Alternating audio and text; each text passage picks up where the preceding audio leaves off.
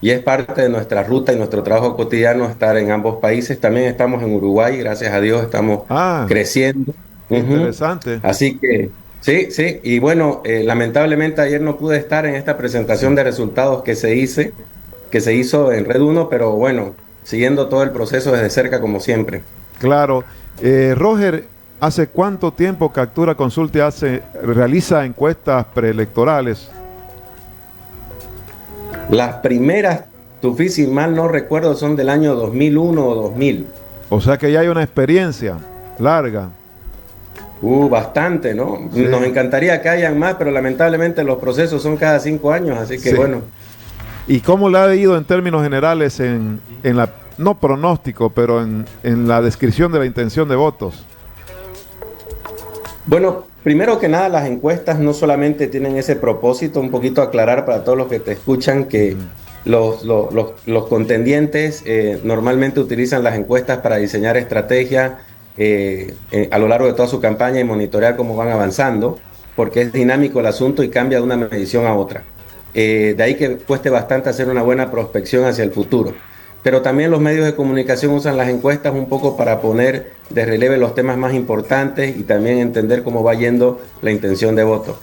Dicho eso, en general, cuando hablamos de encuestas y hacemos estudios de intención de voto a lo largo de todo un proceso electoral, definitivamente entre las primeras encuestas del proceso y las últimas encuestas llegando a la votación, no es que se repliquen los resultados tal como salieron al comienzo, ¿no? Sino que, como te decía, es dinámico y los contendientes van saliendo, van entrando o van subiendo y van bajando en función a su estrategia de campaña, ¿no? Claro que sí. Bueno, ahí tenemos nosotros el resultado general, que quizás es el que resume esta encuesta que ha elaborado Captura Consulting. El resultado general muestra que Andrónico Rodríguez tiene un 18% de la intención de voto en este momento, que Samuel Leria Medina tiene un 17%, que que Jorge Tuto Quiroga tiene un 16%, una diferencia de un punto entre Samuel y Tuto, una diferencia de un punto entre Andrónico Rodríguez y Samuel, que Manfred Reyes Villa tiene un 13%, está en esta encuesta, en este cuadro, en un cuarto lugar, Manfred Reyes Villa. En un quinto lugar está Chi Yun Chung con un 11% y más abajo está el presidente Arce con un 1%. Esas son las cifras que más han quedado registradas y en ese sentido, Roger, uno puede ver que a diferencia de otras elecciones, otros momentos electorales, aquí no hay un candidato que en este momento sea un favorito. Están, en general, hay 5 candidatos que estarían ahí casi peleando 3 puntos de diferencia, 2 puntos, en algún caso un casi empate considerando el error técnico. Es una elección, por lo tanto, distinta a esta a las anteriores. ¿Cómo estás viendo en función de la experiencia estos primeros resultados? En realidad lo que estamos viendo ahí, Tufi, es un triple empate, ¿no? O Ujú. sea, que Andrónico tenga un 18 o Tuto tenga un 16, el margen de error es 2.5 en este muestreo, así que definitivamente las diferencias están dentro del margen de error. Lo mismo podríamos decir de Manfred Reyes Villa, que ya se aleja un poquito más capaz de la votación de Andrónico, pero también estaría cerca de la de los dos anteriores candidatos. Esa es una primera aclaración que siempre es importante tener en cuenta. Estas posiciones están sujetas a un margen de error. Y en segundo lugar, comienzan a candidatear y los veo muy, muy apretados. Es correcta la apreciación, Tufi. En campañas anteriores no arrancábamos tan parejos, ¿no? Con los candidatos. Casi siempre arrancaba un candidato del MAS con una posición más hegemónica y aquí nosotros lo tenemos con una posición ya más aterrizada a lo que es la votación similar del resto de los candidatos. Así que está más ajustada. Este escenario, por supuesto, que aquí puede cambiar más adelante cuando ya estén oficialmente consolidadas las candidaturas o cuando hayan ya las alianzas o cuando ya haya más campaña intensa, ¿no? Sin duda va a cambiar, claro que sí. Yo creo que los candidatos ahorita lo que están haciendo es tratar de llegar a la inscripción, el día de la inscripción, para ver cuáles son los que tienen más méritos en la carrera y posibilidades. Pero además de eso también va a cambiar en función a la campaña de comunicación que se haga. No te olvides que hay una correlación entre el grado de conocimiento de los candidatos, lo asertivo que pueda ser su mensaje de comunicación y el perfil que puedan ir construyendo. Así que queda bastante para ver seguramente en los próximos meses. Roger, siempre una encuesta te puede generar personas descontentas, personas que no creen o otras que están contentas, y eso es lo que se ha visto hoy. Por supuesto que los que están más o menos arriba dicen que interesante y se sienten impulsados, y los que están un poquito más abajo, bueno, no tanto. Algunos dicen, ¿cómo es posible que Andrónico Rodríguez esté si el MAS ha hecho en general una mala gestión? Dicen algunos, ¿no? Y ahí es donde plantean dudas sobre encuestas. Y finalmente está el propio Evo Morales, que dice, ¿por qué me excluyeron? En ese sentido, ese punto, sobre todo, Roger, ¿ha habido algún criterio vinculado a la inhabilitación de Evo Morales para que no los midan en esta encuesta? Mira, vamos a aclarar dos cosas. Siempre hay el cliente en la encuesta, en este caso es Red 1 de los medios de comunicación, y en el análisis previo que se hizo para la definición de un cuestionario, ese fue justamente el criterio, Tufi, sí, ¿no? Entonces, lo tenemos inhabilitado, ni siquiera tiene posibilidades de ser un candidato según el análisis previo, por ende, ¿para qué lo vas a incluir en cuestionario? Mientras que los demás sí pueden ser habilitados en el mes de abril como candidatos, así que sí tienen posibilidades de correr en la encuesta, ¿no? Claro, entonces fue ese el criterio de la exclusión, porque están en un estatus de inhabilitado. Y Roger, ¿vos crees que cambiaría la intención de voto si se lo mide a Evo Morales en este grupo? Porque Andrónico Rodríguez, hay quienes dicen que está recibiendo ya una transferencia del voto de Evo Morales, pero bueno, no sabemos cuál será el piso ni el techo de Evo Morales en caso que se lo mida.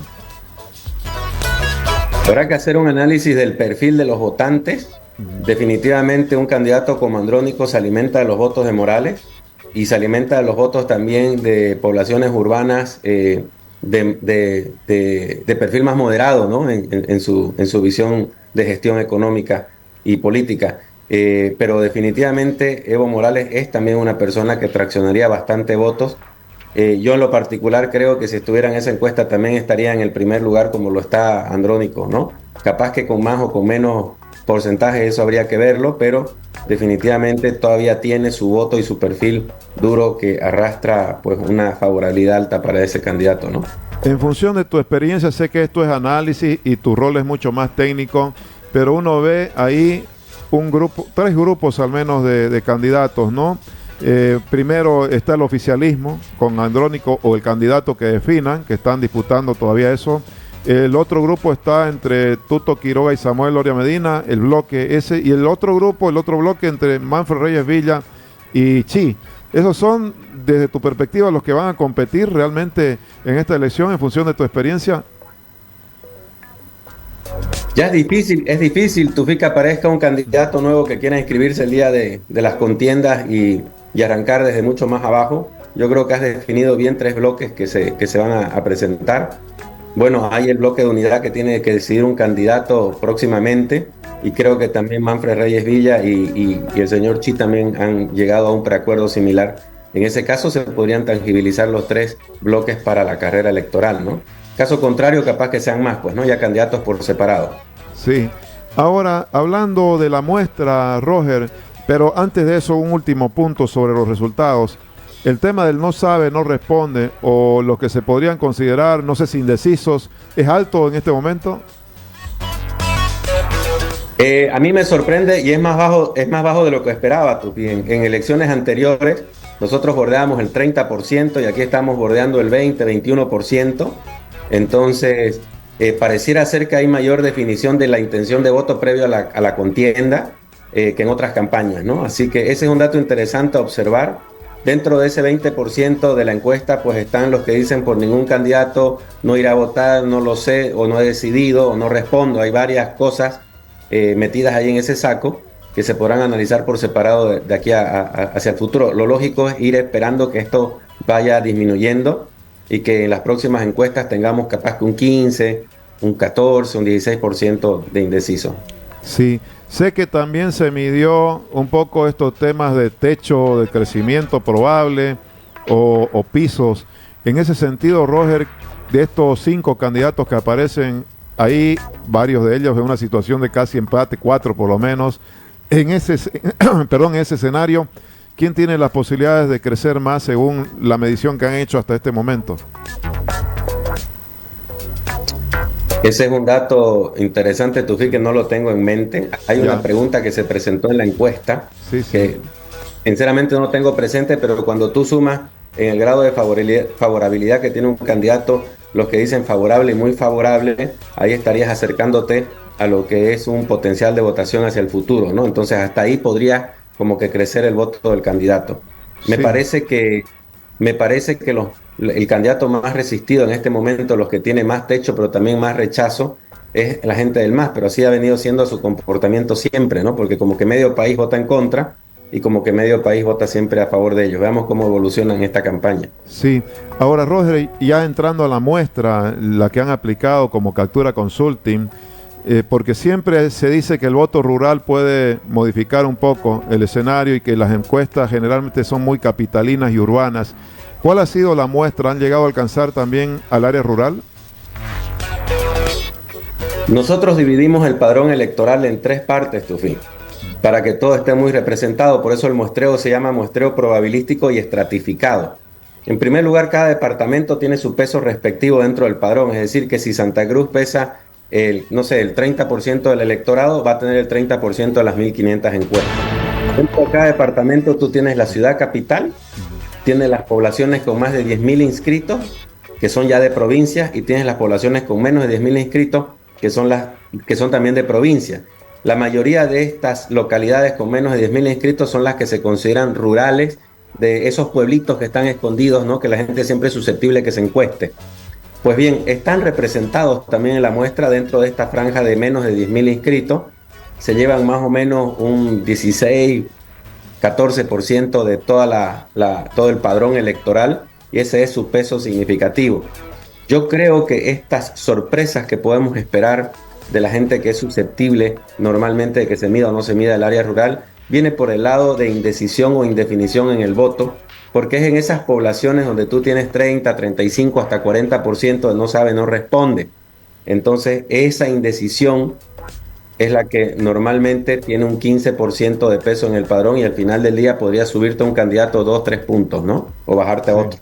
En todo caso, por lo que estás explicando, es una muestra que representa también, por supuesto, a poblaciones más pequeñas, de acuerdo a lo que han tomado, sí.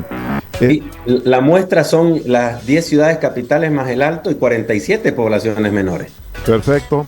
Te tomo unos 3 minutos más, Roger, porque sé que estás muy apretado de tiempo y gracias por darnos tu tiempo. Para preguntarte un poco el rol de las encuestas en este escenario, que creo que va a ser más determinante, porque fíjate, bueno, a propósito, han contratado a tu empresa para hacer una encuesta muy importante que va a definir la candidatura. No vamos a hablar de detalles de eso, pero menciono que la han contratado a tu empresa. No ocurría antes, nunca, que tomen tal nivel de importancia las encuestas para definir un candidato presidencial de bloque único de la oposición. Por otro lado, hay un empresario que ha financiado encuestas, 3 encuestas. Hay básicamente, seguramente los medios han empezado a hacer algunas encuestas, los partidos igual, toman un rol preponderante, y hay quienes dicen, yo no creo en las encuestas. He escuchado eso, no creo en las encuestas, a mí nunca hasta ahora me han encuestado en 30 años, dicen, ¿no? Pero ¿cómo lo ves el rol ya este año, tiempo de encuestas, considerando esas variantes? Va a haber un bloque que va a definir con encuestas. Hay un empresario que habla de una super encuesta que va a aclarar mejor el escenario, dice. ¿Cómo lo ves ese escenario para las encuestas? Bien. Primero, Tufil, las encuestas, capaz que no sean la mejor herramienta del mundo, pero son la mejor que conocemos para poder acompañar y definir estrategias en el mercadeo político. Entonces, siempre han tenido un rol fundamental, y cualquier político sabe que no puede establecer una estrategia si no tiene información, y cualquier político y tienda de campaña que se preste de ser buena sabe que no puede ejercer, digamos, un presupuesto o una acción si no la monitorea y no ejecuta a lo largo del tiempo esas mediciones constantes que le permiten saber si está por buen camino o está por mal camino. Así que siempre han tenido un rol fundamental. Desde el punto de vista de la opinión pública y qué tan persuasivas son para convencer a las personas sobre el voto, hay muchos análisis al respecto, libros que se han hecho, pero todos concluyen que es muy limitado. No es como todos creen, que porque sale una encuesta en el periódico diciendo que el personaje X está con un montón de votación, el resto no. No es por ese motivo que la gente se vuelca y vota por el candidato que salió ganador. Es correcto que mucha gente no sabe sobre las empresas que participamos en este negocio, porque nosotros mayormente trabajamos en un negocio B2B, es decir, nuestros clientes son empresas, son organizaciones, son entes y no es la gente de la calle, el hogar o la persona. Por ende, no tiene por qué conocer quién es Captura o quién es la empresa B o quién es la empresa C.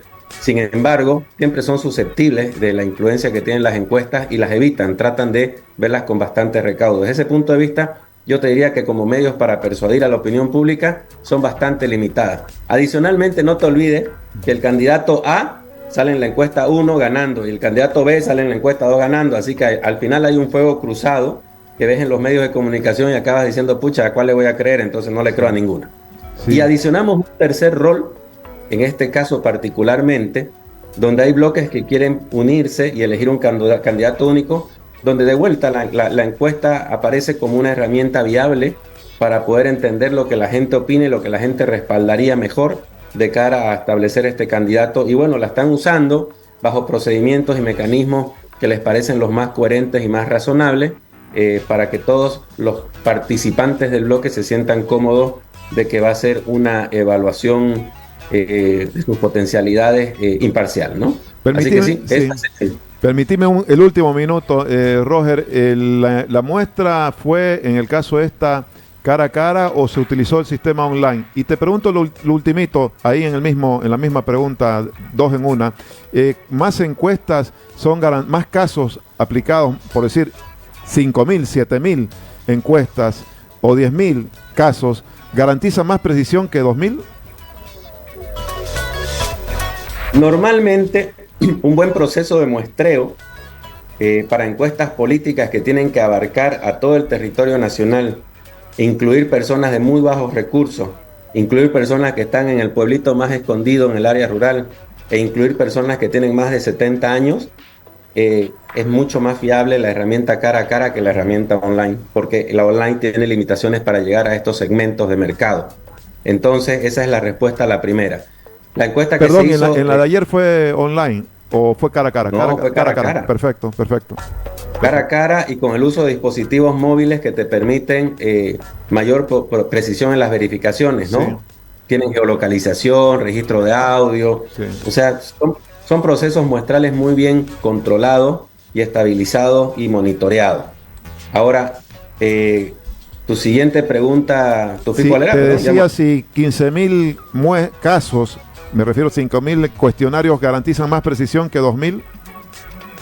Sí, claro, es un tema del margen de error nada más. A ver, la respuesta es sí, hay que ver cuánto más precisión yo gano. Si hiciéramos 800 encuestas, mis resultados son 3,5% de error. O sea que ahí el margen de error lo tendríamos que llevar incluso hasta Manfred. Pero si yo hago 1.500 encuestas, baja mi margen de error a 2,5. Si yo hago 2.000 encuestas, baja a 2,3. Si yo hago 2.500 encuestas, a 2. Y si yo hago 5.000, a menos de 2. ¿No? Capaz. Yo entiendo que por ahí va tu pregunta. Entonces sí tendríamos nosotros más confianza a medida que aumenta más la muestra. Tendríamos menos error, ¿no? Menos error técnico, como lo llamas tú.